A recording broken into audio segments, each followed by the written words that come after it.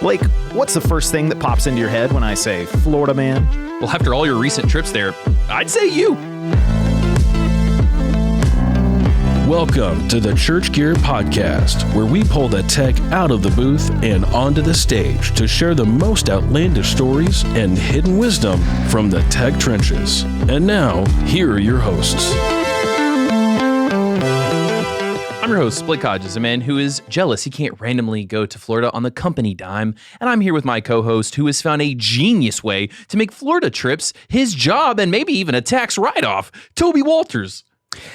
Yeah, I feel like a very blessed man when... You should. You should. So first of all, I had to... And I think we're in the new year now, Blake, as people are listening to this, right? We are. This might actually even be our 100th episode that we didn't even know until this moment. Well, that's fun. And if we rewind just a little bit where we're living now, we're in budget season. So we're trying to desperately finish our 2024 budget at the end of 23. You are. I'm spending and praying. I'm spending and praying. I had Frank up my credit card limit the other day. I said, Toby said it was good. So I'm wondering if our listeners are thinking to themselves, I wonder if Toby really loves budgeting. And or if most of our listeners are like, that sounds like the last thing Toby wants to do. So instead of budgeting, I flew to Detroit in the winter. And Blake, I don't know if you know anything about Michigan in the winter, but it's generally speaking pretty cold. I think that's where they shot Game of Thrones on all those winter scenes. I have a great photo that I should post of Toby during the budget meeting where he literally got behind a couch. I was stretching, but it straight up looks like I am hiding from a monster. You look terrified. So I got to visit some of our church friends in like outside of the Detroit area in some of the suburbs.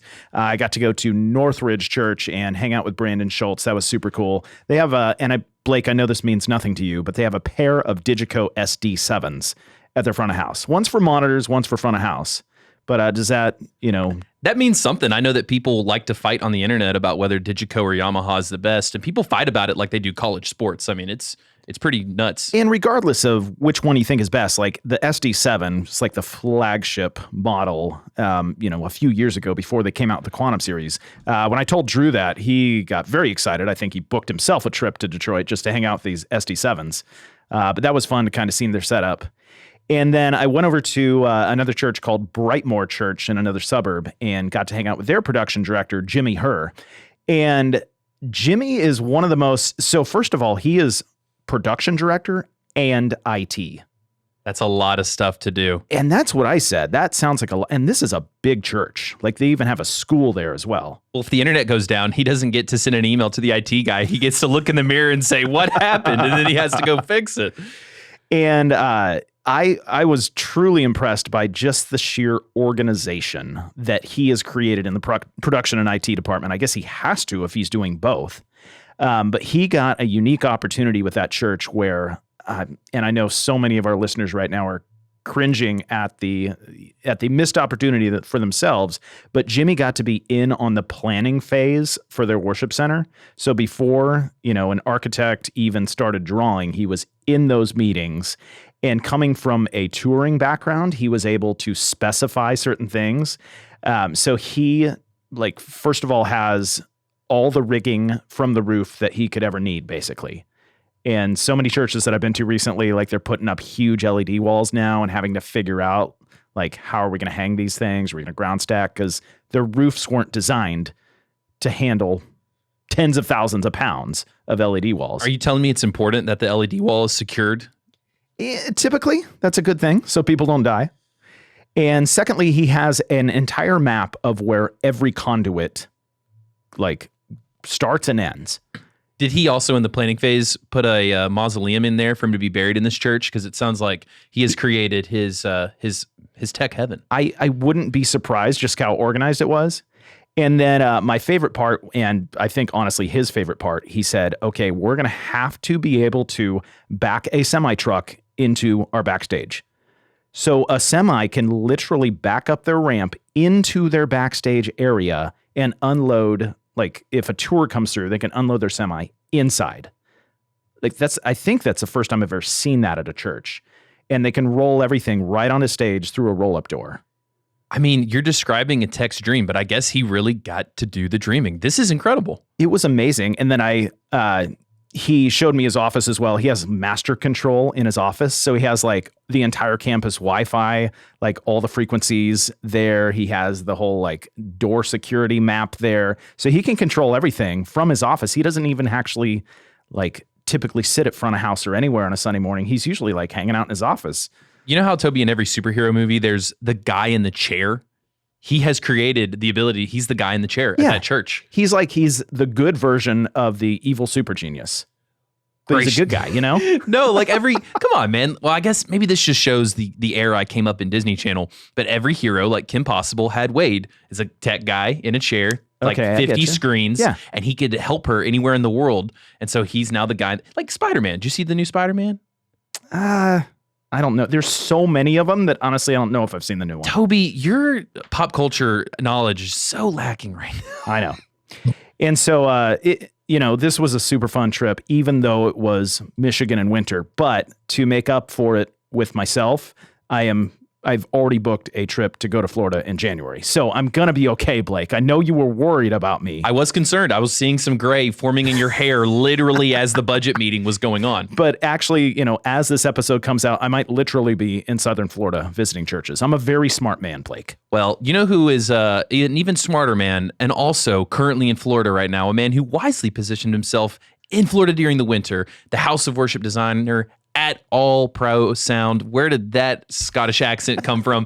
A Sweetwater company, Clint Aull. Clint, welcome to the show. Hey guys, thanks for having me here. Was that just like a super mouthful for you there, Blake? I mean, he is the house of worship designer at All Pro Sound, a Sweetwater company. Here's what happened. Is that hard? Here's what happened. There was so many sentences and so many words. I kind of congratulated myself 70% in my mind. I was like, I'm doing pretty good. And Blake, you warned me before this episode that you have had an ungodly amount of beans and broccoli lately. Well, during the all staff Christmas party, I was so stressed, I started chugging the can of beans. I was stress eating. Another story for another time. Clint, welcome to the podcast. We're excited to have you with us. You think you can pull this lie off on us on these 5 truths and a lie? Maybe. Maybe. We'll see. And I'm very excited to test your knowledge of pop culture through these 5 truths and a lie, Blake. I shouldn't have thrown a shot at you at the beginning, should I? Number 1, threw a party and hired DJ Zazzy Jeff to be the DJ. Gosh. Read that again. What's that word? Zazzy? Jazzy. Blake, what is wrong with you? Blake, okay. We're trying to find out. Aside from what is wrong with you, who is DJ Jazzy Jeff? I don't know. That sounds like a TikToker. Fresh Prince of Bel-Air? I watched a couple episodes on Nick at Night. Okay, that was Will Smith's best friend. Oh, okay. And a famous, hip-hop artist in the 90s. Gosh, I'm so disappointed in you. That's great. Number 2, got arrested for pouring salt on a golf course. Is that something you'd get arrested for, Blake? Toby, I get arrested for other things. Number 3, almost burned down my house. Okay. If he had thrown the salt on his house, he could have prevented it from getting burned. Who of us hasn't almost burned down their house? Not I. All right. Number 4, I used to own a flooring business. Number 5, I love animals and have 4 pets. Toby, when you tell people you have pets, do you say you have 1 because of Ellie or do you say you have 2 because of Ellie and me? I wouldn't count either of you as pets, honestly. Nuisances, yes. Gracious. Number 6, went swimming with sharks once. Blake, have you been swimming with sharks? I have kayaked with alligators. That's as far as I'm ever getting to the wildlife. Well, these are fun. I don't have a leaning yet. I'm going to go with got arrested for pouring salt on a golf course. My guess is for whatever reason, he got in a lot of trouble but didn't get arrested. Like there's some dumb rule there that we're going to find out about. Okay, I'm going to say he did not own a flooring business. So we'll see what, he doesn't look like a flooring guy. He looks like a roofing guy to me. Like he lives on top, Oh, what a good line. All right, Clint, we're locked in. I've got the salt and he's got the flooring. Did either of us get it? Wrong. Wow, which I was hoping to do because I do listen to podcasts from time to time and I enjoy the banter back and forth of who is ahead of each other in the winning of these. But no, both of those are true. And Blake, we're early in 2024. So like we're kind of, a fresh start. essentially. That's right. And now the guest is racking up points. Yeah, And this is disappointing to me, Clint. okay. So how did you get arrested for pouring salt on a golf course? Well, we need to know the lie first. Oh, what was the lie? Well, technically, the lie is I went swimming with sharks once. Is that But the truth to that is I was in a cage with sharks, but I didn't swim. I just sat there. That's a sneaky lie, Clint. Yeah. That's a lie by somebody who listens to the podcast and knows how to lie properly. I was writing these, and I told my wife I was going to lie and say I love animals and have 4 pets, because that's also kind of a lie, because I hate cats, and we have 2 cats. But, that's just like Blake. I love every day there's a point that I say, why do we have these again? And, why am I having to replace carpet in bedrooms? And why am I? And that's what I say about Blake all the time. And he also pees on the carpet all the time. Well, the bathroom was clogged a lot in our early days at Church Gear. Okay. So how did you get arrested for pouring salt on a golf course? Is this like one of those random rules you see in list of like dumbest rules in states? No, it was really dumb, man. I was like 19. I had too much time on my hands, and me and a friend decided we would pour salt on the 17th green right before a senior PGA tournament. And if you didn't know this, salt kills grass. So we put a big bullseye around the hole so that they could make sure they knew where to aim at. We did not actually get caught on site doing it. We turned ourselves in and, yes, got arrested, got handcuffed, sent to jail for the probably 12 hours, and then, paid restitution, and I could still get into Canada. You turned yourself in, huh? Yeah, so somebody heard us talking about it. There was $1,000 reward about it, and we weren't going to let them get the reward. So, and if you turn yourself in at that point, you have remorse, and, Did you get the reward? Everybody's happier. I did not get the reward. I paid the money. That'd be brilliant. I would have a friend turn you in and then use that to pay the restitution. All right, Clint. They almost let us go, but they said, well, my groundskeeper's really mad, and if I don't have them arrest you, he will quit. So that's all right, I'm gonna. That. Yeah. What could I threaten to quit about to get someone arrested at Church Gear? Clint, can you explain to Blake who DJ Jazzy Jeff is? So, have you ever heard of the Fresh Prince? I have watched a couple episodes. I never saw the whole season. I binged the whole Office. The Fresh Prince was DJ Jazzy Jeff and the Fresh Prince. They wrote songs before he was on TV. They were a Billboard #1 producing act, and DJ Jazzy Jeff was in the show with him. And anyways, I was used to production manage a festival, and the last year of the festival, Foo Fighters were headlining, and it was the end of their Wasting Light tour, and we threw a party for them next to the festival, and I hired DJ Jazzy Jeff to do all the DJ for it, and hung out with Dave Grohl and the rest of the guys, and it was a lot of fun.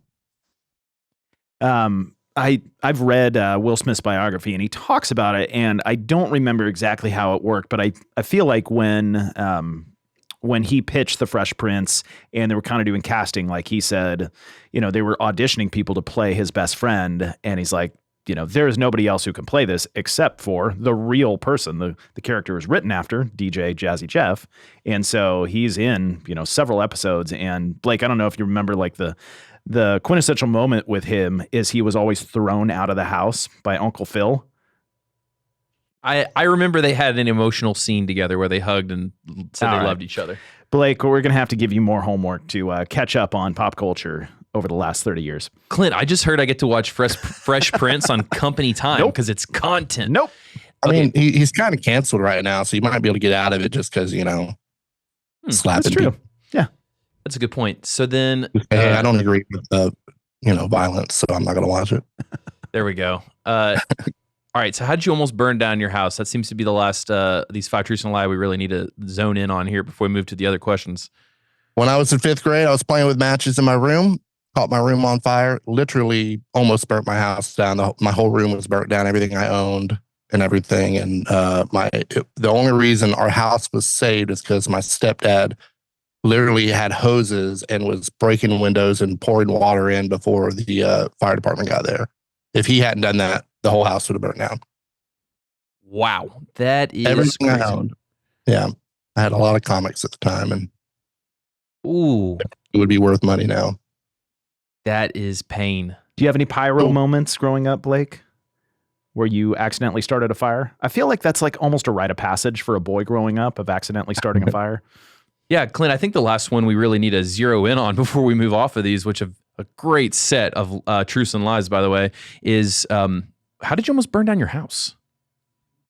When I was in 5th grade, I was playing with matches in my bedroom, and I remember it was right before Christmas, and I got called to dinner. I thought I put everything out and burnt my whole room down. And if my stepdad had not busted the windows down and tried to put the fire out with a water hose from outside, our whole house would have burnt down. Oh my goodness. That just Whoopsie. it's got me quaking in my boots. I had the fire department called on me when I was like 8, maybe. I was trying to make a fire behind the tree line. I was not in the forest. I was, I'm trying to do something I'm not supposed to. I'm hiding, but I'm in the forest and I'm trying to make a little fire just to prove I can do it. And my grandma doesn't tell me to cut it out, doesn't yell at me, just can see what I'm doing and just goes, "This idiot," and calls the fire department right then. I'm like, "Grandma, give a guy a warning." How do you know you're redneck? Grandma calls the fire department on you. Well, at least it wasn't the cops. Okay, speaking of the cops getting called on you, we heard that's not a transition that works. Give us some of your tech background. We know you've worked at Bethel and you've toured with some of the biggest names in Christian music, and now you're with All Pro. So how'd you get started in tech? How'd you land that job at Bethel? That's actually a pretty cool story. When I was 16, 17, I became a Christian. Wanted to volunteer at the church because my best friend was on the worship team and can't sing, can't play an instrument at all, and started learning how to do sound at my church on a powered PV mixer. Yes. It was probably not a church geared device as you guys would actually pay for anymore, I'd imagine. Those are one of the ones we bless another ministry with it. It passes through. I became pretty capable quick. I wouldn't say any good because I was probably not very good at all, but dedicated. Probably to a fault became a bit of a obsession to own. That was my goal. I figured out that's what I want to do with my life when I was a senior in high school, and I was in a tiny town outside of Pensacola, and there was no real pathway to have a career with it, but somehow I figured it out. I worked part-time at my church, and this is, I'm pretty old now, so I graduated high school in 96, so from like 96 to 2000, I worked part-time and full-time for a little while, but at the time, there was no one in the area besides me that worked part-time at a church because it was all volunteers back then. Nobody got paid. And so did that and, worked hard and served the church, and I loved it. And one time a band came through to our church, did like a smaller, brand new artist, in CCM, and they did a show at our church, and I mixed front house for it, and they thought I was cool and asked me if I wanted to go on the road, and I said sure. Cool. It like the next day, like they said, "Hey, you want to go on the road with us tomorrow?" They asked me what I wanted to do with my life, and I said I want to tour. I want to, this is what I want to do, and this was in 2003, and so they were a brand new artist on, had a bunch of Dove Award nominations and toured in a van and trailer, which was really cool. And they called me like 2 weeks later, said, "Hey, we're coming back through. You want to join up with us?" I said, "Sure." I quit my job, packed all my stuff into my buddy's storage, moved out of my house, and went on tour. What artist was it? A month. The Rock and Roll Worship Circus. Oh yeah. And they're actually, you mentioned about how I got to Bethel. The funny thing is the singer of that band and the guitar player ended up working at Bethel full time. And when they needed a production manager, they called me, and that's how I got the job. There's a lot in between that, but did a lot of different things in between that. But that's how it happened. Chris Greeley, who's one of my best friends, who's a renowned mix engineer, produced half the Bethel records, mixes all of the records, and a lot of other artists and stuff like that. And then Gabriel Wilson, who also produced a lot of different. He's produced a John Mark Millen record, Martin Smith, a couple of Bethel albums as well. And obviously, that's a huge geographical move from Pensacola over to Northern California. And how long did you end up staying at Bethel? 5 years I was there. I moved there in 2013 and left in 2018. Loved it. Probably one of the best decisions I ever made in my life, both spiritually and career, of course. But the spiritual impact on it for me was pretty profound. It was hard to leave, but although we had kids, young kids and grandparents, living in Florida, trying to get to do any kind of family thing was challenging. So eventually we just decided it was time to move back over to the East Coast. And you ended up touring with some of the biggest names in the Christian music industry. Who were you out with? Yeah, when I left Bethel, I started touring with For King Country for about a little over a year.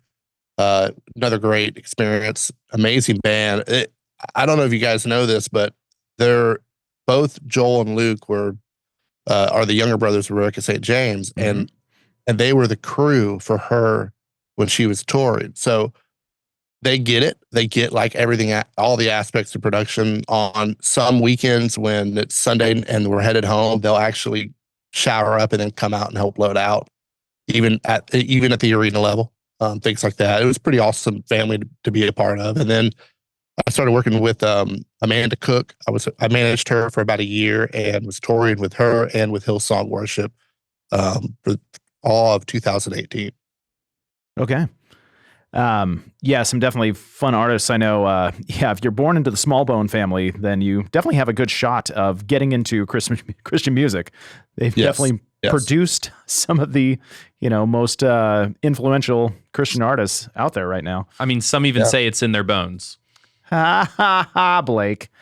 Oh my gosh. Clint, do you want to fire Blake for that terrible dad joke? Whoa, I haven't been fired this year yet. All right, let's keep it chill. I mean, if I could, I might. I don't know. I have to think about it. Has the guest ever fired you, Blake? Have we ever given that opportunity? Probably. I mean, just know you got the bullet in the chamber. Should you got the matches in your pocket if you ever want to burn me down on this episode. Nice. So, Clint, now you're working with All Pro and Sweetwater, and I assume you're doing a lot of sort of consulting and system designs. Like, did a lot of that information in your head come from your days at Bethel? What did you learn from that experience that now you can help apply to designing systems? I mean, it came from everything. Before I went to Bethel, I did some integration work. Even while I was at Bethel, I worked as a consultant with another company, installing. When people ask me advice for career and things like that, I tell people to diversify as much as possible. Especially you, Blake. You probably should diversify. Yeah, I'm gonna have to figure out what I'm gonna do after this. But like, everybody I know that's been successful is good at many things, not good at one thing. I never wanted to be the front of house guy that got old and all you could do is mix and be grumpy and mix. So I diversified, was a tour manager, production manager. I owned a flooring business. I got a lot to fall back on. But it actually made me understand systems in a different way, not just in, I did a lot of touring. So a lot of touring guys want to only integrate stuff in the touring way, which sometimes is great. And I love that. But, having to learn kind of all the different facets of it was really important. So 2020, when COVID hit and I make the joke, I was like Mr. T, I needed work. And I reached out to All Pro and they graciously hired me and moved back down to my hometown, which is where I'm at now and where I grew up and where my wife's family is, and settled down here and I, use everything I've ever learned. I worked in electrical when I was 18 full time, when I was part time at the church, and now I know power. So and understand how power works in a building, so I can consult with the electrician and things like that. So it's pretty cool. Everything we learn should prepare us for the future. Yeah, it's amazing. Just interfacing with so many production people and learning like how varied their skill set is just because the sheer variety of things that come at them any given week. Yeah, you might have to rig up an LED wall, or you might have to run some new electrical, or you might have to whatever. It's yeah. I think you're diversifying on the job whenever you're in church production. Yeah, absolutely. Anything you do, really, if you're doing anything hands-on, you're going to diversify like that. So, Clint, we're not doing this as any sort of, advertisement for your company or anything. You're coming on as, just somebody who's been around the church for a long time and now works for a great integrator. I see this all the time in, the forums on Facebook and other online places where churches will just say like, hey, we're in this area, we need an integrator. And you'll see, 400 hands go up. And so the choices are limitless. And as we all know, some companies are built to do right by churches, and some companies make questionable decisions, or individuals make questionable decisions. How would you advise churches, to how to vet an integrator and how to decide, who to go with, what to look for in that? It's interesting. All integrators do great work, and all integrators do bad work. All of them. Us, we've made jobs that didn't work out as good as it should have. We've had jobs that go tremendously well. Every integrator has goods and a good point and a bad point to where they're at.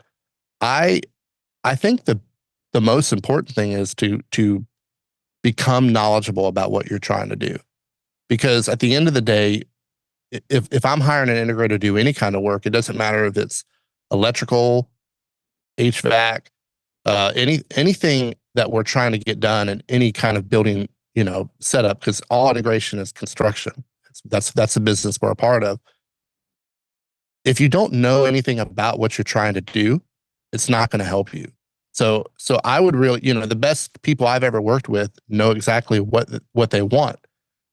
An integrator is sometimes having to guess to figure out what you're going to want now and what you're going to want long term, and that's the hardest part about it. And we've had projects where a church hires a new technical director in the middle of the project, and they go, "We don't want any of this stuff," and it's like, "Oh, well, we're sorry, the guy before you did, and we've already bought all this stuff, and I'm not sure what to do to help you. We want to figure it out and make you happy, but." There's so many things that are outside of our control, and most of the time, I feel, and I was one of these. I was a person who, didn't trust any integrator at all. I wanted to do it all myself, and because of that, I didn't grow. But the best thing you can do is learn about what you're trying to do as much as you can. Get multiple bids, but mostly have multiple conversations, because every conversation you should learn something from somebody.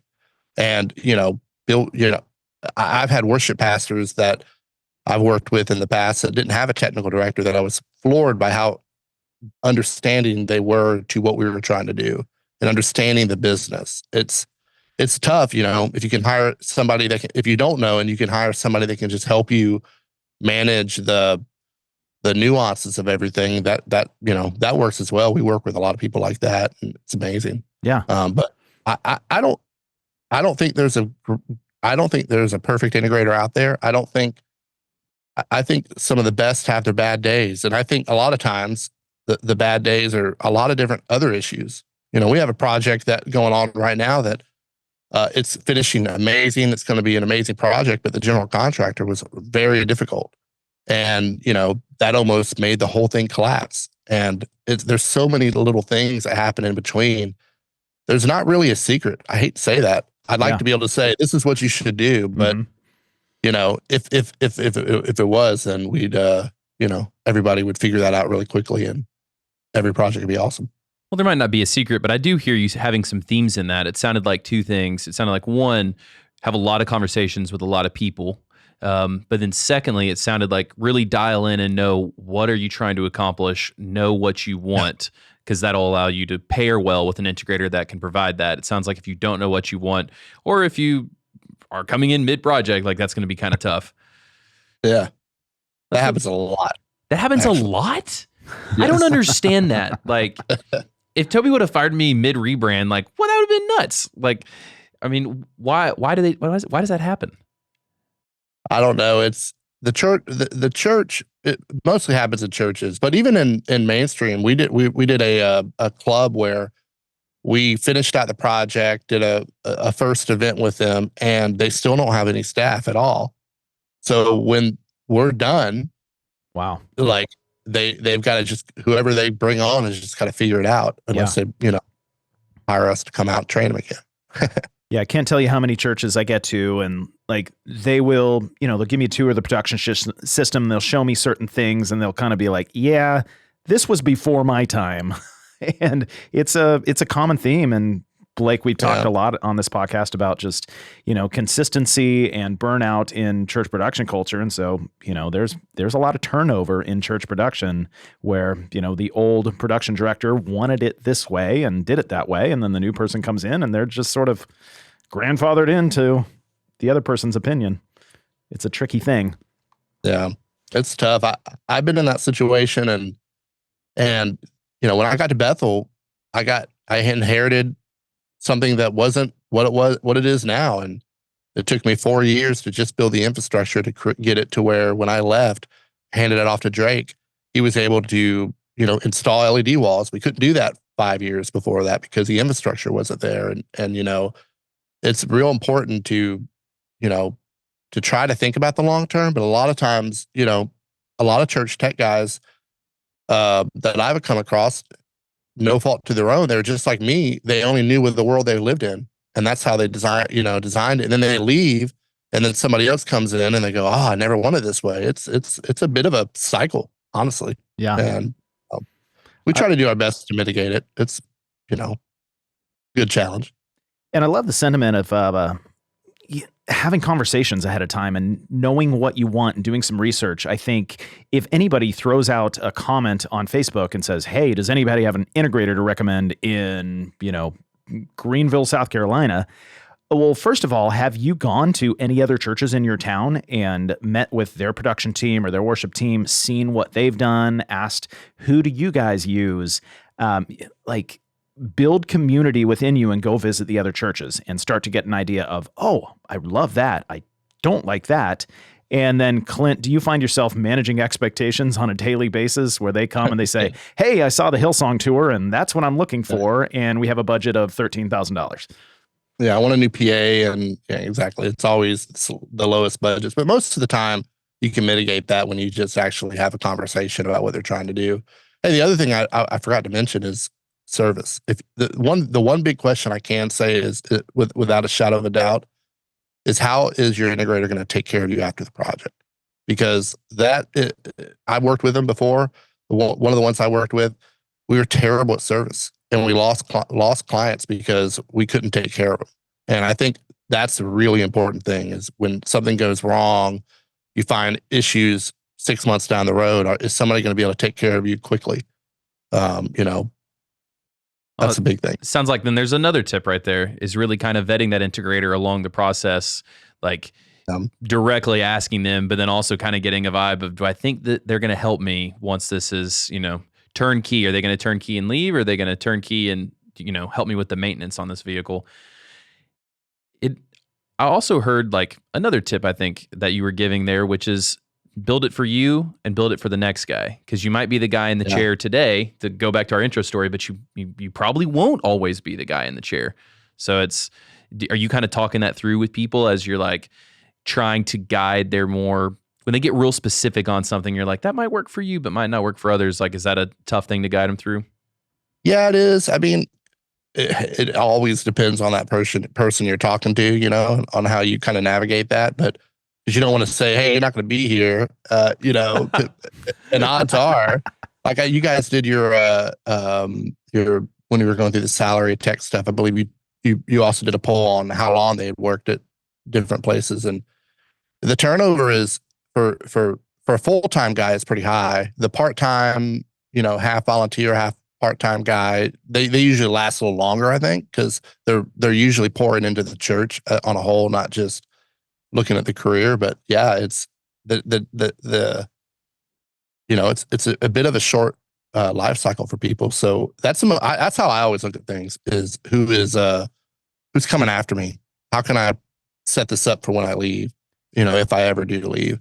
Yeah, I've seen a trend recently, which I absolutely love. Obviously, all of us have our opinions of what we love most. I mean, Blake, you and I were talking about, Digico versus Yamaha in the beginning. And, obviously both are great boards, but like somebody might want something very specific because that's what they love. But you've got to think, how many volunteers around different venues, around how many campuses, and are we going to have an infrastructure that makes sense so a volunteer can move between the things, and training makes sense and consistency makes sense. And then also when I hand over the keys, because no matter how long I'm here, I'm going to hand over the keys at some point. Am I handing over the keys to like my baby, or am I handing over the keys to a system that makes sense for the church, that somebody can come in and have success immediately? So I think that's something to absolutely consider. Yeah, I had a friend tell me that they did a huge install at a church and all high-end gear, and it was amazing. I mean, it was really done well. And the guy who knew all the gear left a month later, and nobody knows how to use anything now. And it's like, That is painful. millions of dollars. Yeah. Oh, It's really sad.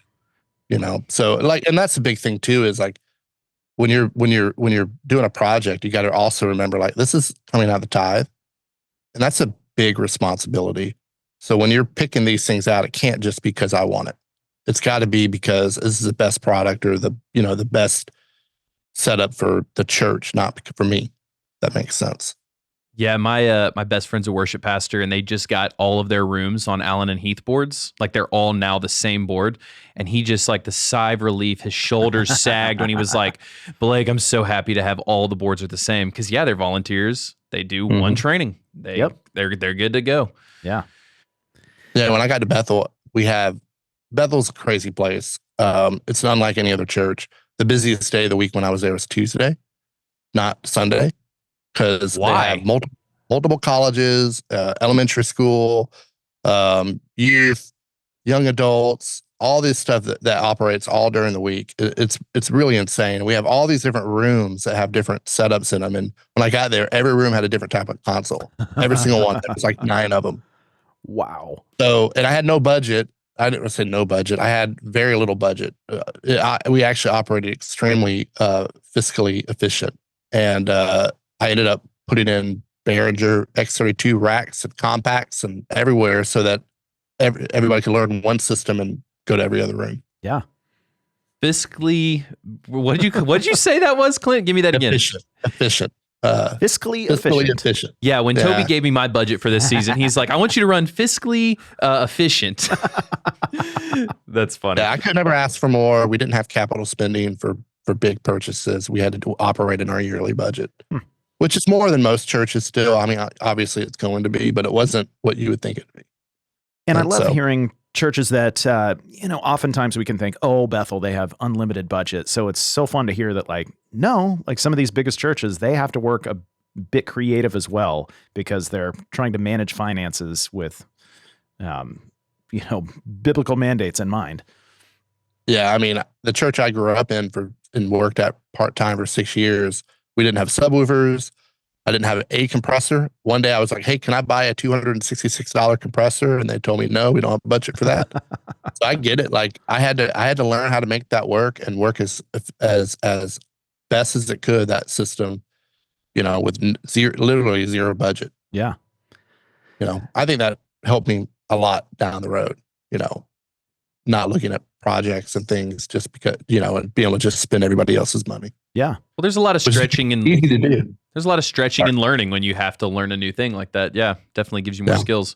And Clint, you get to visit a lot of different churches, see a lot of different things. Are there some of the, some things that stick in your mind recently? You were like, oh, that's cool. That's creative. I'm excited about what they're doing there. I mean, when I walk into a church, and if I get moved by anything, it's usually the culture of the people.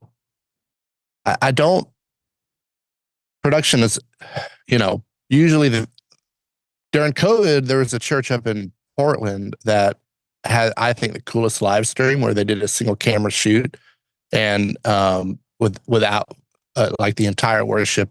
It was amazing. It's called used to be called a Jesus Church, but I can't remember the name of it is now. Hope they it didn't was amazing. they rebranded from Jesus Church. I mean, that's pretty perfect. Well, it's John Mark Comer's church. I don't know if you ever heard of it. Gotcha.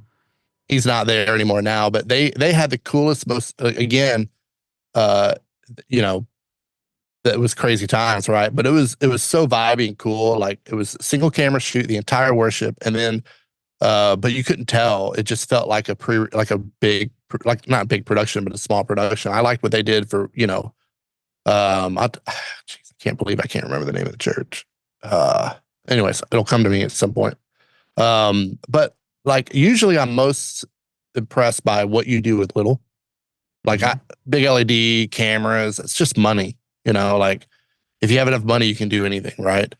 But when I see a church that's like doing cool things, building their own sets and, you know, taking a cheap light and doing something really cool with it. Like that kind of thing is, always impresses me. I saw a post that Drake Kelch did the other day about using, these 80J Jolt lights for backlighting the audience for film. And they're like super cheap, but they're awesome looking. And like when you're creatively looking for different ways to do things, that's always really impressive to me. I don't really like the modern LED push in church, like whereas let's just get a big LED wall and put some content up, because you know at the every once in a while you build a pretty cool content piece, but it's really difficult to make content. It's the hardest thing you can do. And so when I see something that's a little more creative, that's usually what I get pretty excited about. You almost feel like on that subject, you know, we've talked about the sphere a lot recently, and I feel like the sphere created something where technology has literally outpaced humans' ability to create with it. You could do anything in the sphere. Great. I don't know where to go with that, you know? Right. And they're hiring like expensive companies to build that content. Yeah. That content isn't a guy like most things that we're around is there's a guy in a little studio just playing around with stuff and making cool piece of content, or, you know, you have a young video editor who's making different things at the church, but those companies are millions and millions of dollars it costs to build that content. It ain't cheap. Yeah. And I mean, as you spoke on earlier, being fiscally efficient, I guess it just connects back to the why behind any gear you get. Why do I need an LED wall? Is it going to serve the church's mission, or is it just because I like LED walls? I guess that's a tough question to answer and one to reflect on. Yeah, it's pretty important, the why. I think the why and everything's pretty when you're making decisions. Yeah, and a lot of times when I'm saying why, I'm going, why, God, why? And I'm saying that after a disaster. I'm like, what? Why did this have to happen? Your segues are funny, Blake. Well, I'm a funny guy. What can I say? There's different interpretations of that. And just so the audience is clear, this content does not cost millions of dollars. Whoa, Blake Toby. and I's nonsense is very cheap. I'm trying to make it look nice, though, with cheap equipment, just like Clint said.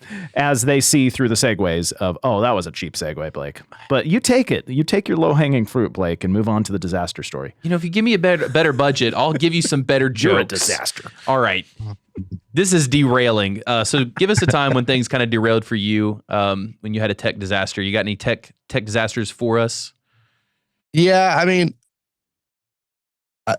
you guys asked me this question in the front end, just a little behind the scenes, guys. They'll ask us ahead of time, do you have any of these? And I don't really have a lot of like gear catastrophes. Well, the reason we ask ahead of time is when we don't ask ahead of time, people make stuff up on the spot. Like this guy named Daniel Ellis told us quite a lie. And we were like, we really need to start giving these people heads up. Yeah. You got to watch out for Daniel. More later, right? Yep. In 2011 and 12, I got hired to production manage a very big music festival here in Pensacola. By the last year, I was actually a producer of it. Pretty crazy experience that I was not qualified for, and but amazing. We had 5 stages: Foo Fighters, Pearl Jam, Zac Brown Band. It was the last year was a really big festival. That's the year that we had that party with that DJ you never heard of. And Um, the gear, we did have a piece of gear fail, and that it's actually a funny story. Meyer debuted Leo at that festival that year, the Leo system. There's a terrible video of me talking about how great it is, and again, underqualified to even be voicing it, but they did a big push around it. And during Foo Fighters, the UPS failed that was powering the DSP. And so in the middle of the song, the PA cuts out. And the next day, and it happened twice until they figured out it was the UPS. They moved power over and it was fine.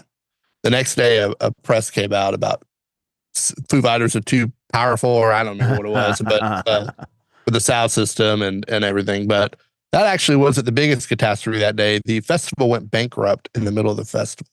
What does that even mean? The Monopoly man show up and say, we're closing you down?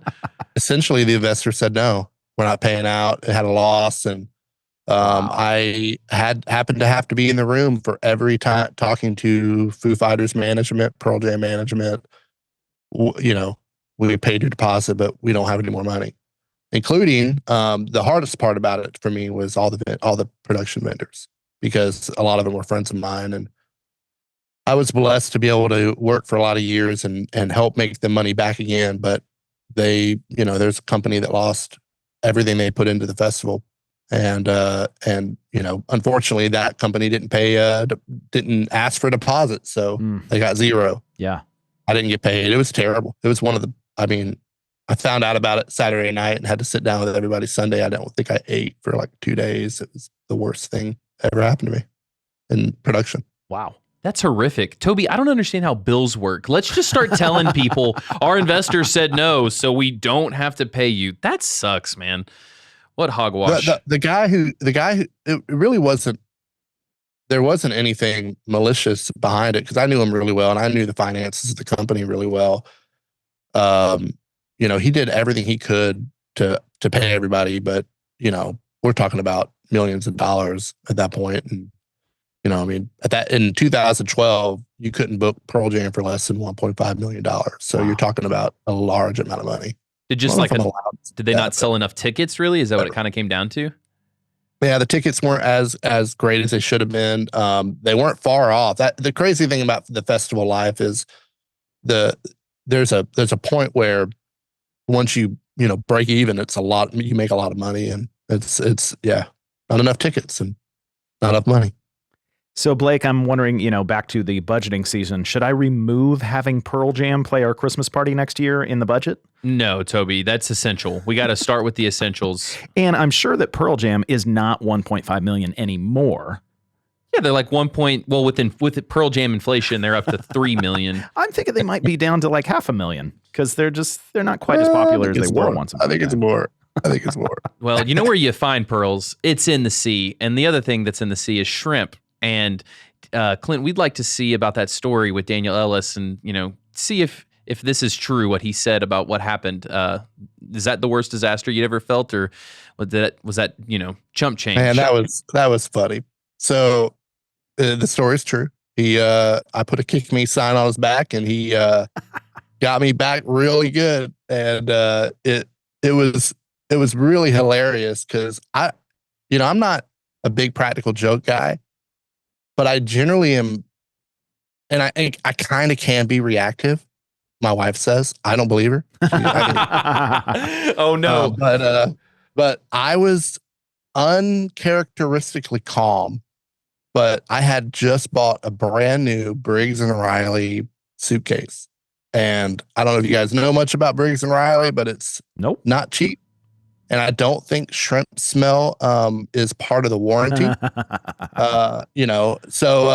He put some, I had already showered for the day, put my suitcase up. So he had put some nice smelly shrimp in my suitcase. I didn't find for at least 12 hours, I think.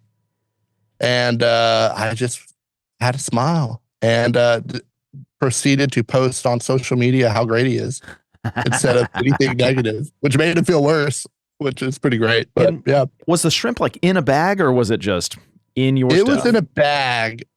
So there wasn't like juice.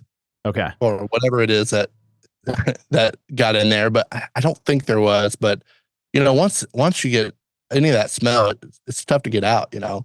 Luckily, I have a wife who is extremely. And we had 2 young kids, so she knows how to get any kind of stain or anything out of a piece of clothing. And I still have the suitcase today, and it can't tell. That was my first question. That's incredible. Are you and Daniel Ellis still friends, or is he dead to you? Absolutely. He is a one of the greatest guys. He felt so bad, and which made it funny. It was like the last night of tour, so we didn't see each other for a while. But he is one of the greatest guys I've been on the road. I mean, most of the people you meet on the road are pretty awesome, but he's very special. He loves the Lord. He's real. He's not besides from Waves. He's not real opinionated about things, and except for Waves. And I've never had a problem like he has, but to each his own. But he, I don't know. I can't speak. He's just one of the great guys I've met out there and all. Toby, Daniel Ellis, I mean, look at this guy. Like, he still loves him this much after all that. Like, what a good dude. And if you put shrimp in my suitcase, you would be fired, clearly. Clint, I know what I'm doing for our trip to Philo next year. I'm told right. Toby just booked the tickets yesterday. Hey, can I fire him for you, Toby? Yes. Maybe I wonder if Todd Elliott would let you fire Blake on the main stage as like, oh, that'd be fun. And we could raise money to, what everybody pays like for you, Blake, for us. $5 to fire Blake, and we raise money for missions, and this would be amazing. Look, I'm still trying to get a dunk tank in some parking lot for this, and it's going to be filled with shrimp juice. Yes. So Clint, give us a slam dunk of a tech takeaway to wrap us out. What would be something you'd give the church tech community? You're like, hey, this is my unique piece of advice, and you can't give us your wife's cleaning methods because that'd be too easy. That's too easy as an out. But you should send that to us. What would you do for a? You just put it out in the sun, and we lived in Reading, so it didn't rain for like two months. Oh yeah, and she just put it out in the sun, and it baked for a week, and it was fine. Crazy, but yeah. When Toby gets cranky, we put him out in the sun in Florida, and it does fix him as well. So maybe the sun is all we really needed in life. I think when I talk to people, everybody's in a different place and what their dreams and visions in church are, and their tech guys especially or tech people. I try to always say the best piece of advice I can give is diversify. Get out there and do different things. Go out and be a stagehand at the local union, loading in shows in and out. It's hard work, and the people are different that are out there. They're also not Christians usually, so it's a great opportunity for ministry. But you learn so much. I spent a year as a house audio at a theater and loading in other productions, never mixing, never doing anything fun. But I learned how to hang every kind of PA, and you just learn so much. I try to tell people every time, do as much as you can outside of just where you're at. And don't let church be your only creative outlet. Because when it's the only creative outlet, you obsess over your idea of how things should be or what it is. And that's not healthy. You need to have another outlet for that. Go do some other things. Go make shows at the clubs. Find hard work to go do, and you'll learn so much. And diversify your career, and don't ever take a job for the money. Like, Clint, that is some good advice. I am making a good $200K here, so I probably should, not take this job for the money anymore. But does K stand for 100 now? Did you change that? Is that what's going on? 100 instead of. All right, math is hard, but that was a really good tech takeaway. Like, seriously, we've heard a lot of goodness around having other creative outlets outside of church, because techs have said that kind of lowered the pressure for them on it being the way they wanted at church, and kind of made their church job more enjoyable because they had that other outlet. I think that's really great. Yeah. The money thing is really important too. I don't want to go long, but I took the job with the Rock and Roll Worship Circus for $500 a month. That's what I got paid. I said yes to that. That led me to be able to be a part of Bethel and build a real career And if I never said yes for that, which most people would never, right? Yeah. And then I wouldn't be where I'm at now. See, Blake, this $500 a month I'm paying you might get you to your dream job someday. Yeah, you're welcome, Toby. I mean, I'm at $12 an hour is the reoccurring joke. So I wonder how much that is for a month. But okay, well, Clint, dude, we really appreciate you coming on. Is there anything you want to plug here? I know that you had a leaking suitcase, but it seems like you got that plugged up and good to go. Is there anything else you'd like to point people towards? If you want to, I don't post a lot on social, but it's my Instagram's Clint Aull. I think my Facebook is too. I don't go on Facebook very much because it's kind of weird, but I actually love Twitter or X. Sorry, it's X now, not Twitter. But that's because I love sports. But no, I mean, I don't have a whole lot to plug. I'm not hawking anything these days. Just a man in his wisdom, Clint Aull, everybody. Thanks for joining us. Yeah, you're welcome. Thank you, guys. Thanks for hanging out with us. We hope to see you back next week for more absurd stories, tech takeaways, and overall buffoonery here at the Church Gear Studios. Okay, Blake, so you're hoping that Clint would share his wife's recipe for getting, shrimp smell out of clothes. Are you hoping to pass that on to your wife so that she can get the beans and broccoli out of your clothes? Well, it's not just beans and broccoli, Toby. My feet smell medically bad. I bought 3 different things on Amazon the other day after one look from my wife when she smelled my shoes. So if he would share that would be so helpful, And I feel like your diet in general is just seeping out your pores. So maybe if you started drinking more water and eating more fruits and vegetables aside from broccoli, that, things around here would start to smell better. Remind me to tell you my story about a stranger telling me my pores weren't right on a mountain. Okay, that's a real story. What we're trying to segue here to that we have failed in is, hey, you should share this episode with your other friends, your other tech friends, But apparently not on Facebook, because that's weird. Maybe on X. Maybe on X. X yes. is fun. Can you share these things on X? We're going to find out. Yes. And if you have a friend that you just want to text it to, you don't have to share it on social. Just text them and be like, hey, I want you to love me the way that Clint loves Daniel. And if you don't love me that much, I'm going to put shrimp in your suitcase. And our listeners have friends. You don't need to say if you have a friend. I meant a friend that they want to send it to.